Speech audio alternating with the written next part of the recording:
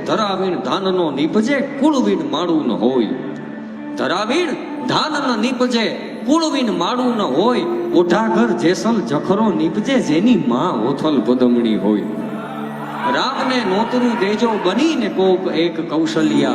સીતાને સાધ ન કરજો જાનકી રામની છાયા. સાહેબ, રામને હજી જન્મવું છે, કૃષ્ણને હજી જન્મવું છે, પણ ક્યાંક કૌશલ્યા, ક્યાંક દેવકી જેવી માની જરૂર છે. એટલા માટે કવિએ કીધું. અને આપણા દેશની ઈ આર્ય નારીઓએ, આપણા દેશની જનેતાઓએ એમના દીકરાઓને કેવા સંસ્કાર આપ્યા સાહેબ. ગર્ભમાંથી સંસ્કાર આપ્યા, એને ધાવણમાંથી સંસ્કાર આપ્યા, એને હાલરડામાંથી સંસ્કાર આપ્યા. અને એવી એક ભારત દેશની જનેતા